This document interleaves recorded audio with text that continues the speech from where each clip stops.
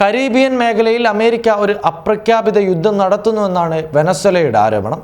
സമീപകാലങ്ങളിൽ മയക്കുമരുന്ന് കടത്തുകാരെന്ന് ആരോപിക്കപ്പെടുന്ന 1 ഡസനിലധികം പേർ അമേരിക്കൻ സൈനിക ആക്രമണങ്ങളിൽ കൊല്ലപ്പെട്ടു.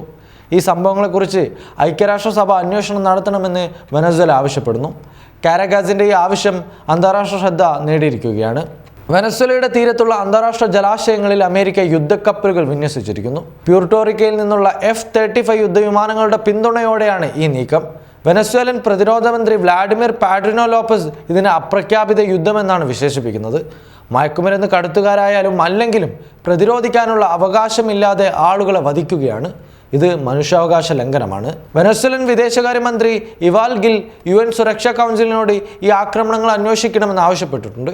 ചെറിയ ബോട്ടുകളിലൂടെയുള്ള മത്സ്യത്തൊഴിലാളികളെ മിസൈലുകളും ആണവായുധങ്ങളും ഉപയോഗിച്ച് കൊലപ്പെടുത്തുന്നത് മനുഷ്യരാശിക്കെതിരായ കുറ്റകൃത്യമാണ്. കരീബിയൻ കടലിലെ US സൈനിക നടപടികൾ ഉടൻ നിർത്തണമെന്നാണ് അദ്ദേഹത്തിൻ്റെ വാക്കുകൾ. അമേരിക്കയുടെ ഭീഷണിക്ക് മറുപടിയായി വെനസ്വേല കരീബിയൻ ദ്വീപായ ഓർക്കാലിയിൽ 3 ദിവസത്തെ സൈനികാഭ്യാസം ആരംഭിച്ചു. 7 യുദ്ധക്കപ്പലുകളും ഒരു ആണവ അന്തർവാഹിനിയും അടങ്ങുന്ന US ഫ്ലോട്ടിലയുടെ സാന്നിധ്യം വെനസ്വേലയിൽ ആശങ്ക വർദ്ധിപ്പിച്ചിട്ടുണ്ട്.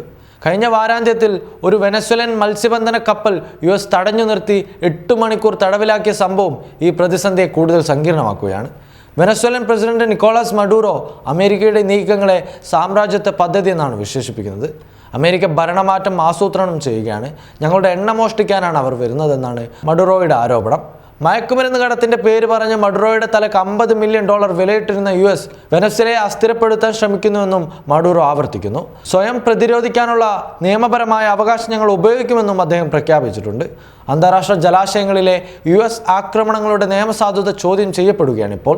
മയക്കുമരുന്ന് തീവ്രവാദികൾ എന്ന് വിശേഷിപ്പിച്ച് 14 പേരുടെ മരണത്തിന് കാരണമായ 2 ആക്രമണങ്ങളുടെ വീഡിയോ ദൃശ്യങ്ങൾ മാത്രമാണ് US പുറത്തുവിട്ടത്. എന്നാൽ മഡൂറോയെ അംഗീകരിക്കാത്ത US ഈ പ്രവർത്തനങ്ങളെ മയക്കുമരുന്ന് കടത്തിനെതിരായ യുദ്ധത്തിൻ്റെ ഭാഗമായി ന്യായീകരിക്കുകയാണ്. എന്തുതന്നെയായാലും വെനസ്വേലയിലെ പ്രതിപക്ഷ നേതാവ് ഹെൻറിക് കാപ്രിലെസ് US അധിനിവേശത്തെ പിന്തുണയ്ക്കുന്നില്ലെന്ന് വ്യക്തമാക്കിയിട്ടുണ്ട്. പരിഹാരം സൈനികമല്ല, രാഷ്ട്രീയമാണെന്ന് അദ്ദേഹം പറഞ്ഞു വെക്കുകയും ചെയ്യുന്നു. കരീബിയൻ കടലിൽ ഉയർന്നു വരുന്ന ഈ പ്രതിസന്ധി അന്താരാഷ്ട്ര നിയമങ്ങളുടെയും മനുഷ്യാവകാശങ്ങളുടെയും ചോദ്യങ്ങൾ ഉയർത്തുകയാണ്. വെനസ്വേലയുടെ ആവശ്യം UN പരിഗണിക്കുമോ? അമേരിക്കയുടെ നടപടികൾ ഒരു വലിയ സംഘർഷത്തിലേക്ക് നീങ്ങുമോ? ഈ ചോദ്യങ്ങൾക്കുള്ള ഉത്തരങ്ങൾ കണ്ടറിയേണ്ടതുണ്ട്. Waytonikah.com, the exclusive Muslim matrimonial site.